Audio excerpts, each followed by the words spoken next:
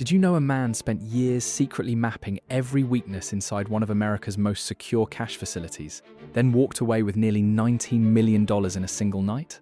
Alan Pace worked as a regional safety inspector for Dunbar Armored in Los Angeles. His job gave him total access.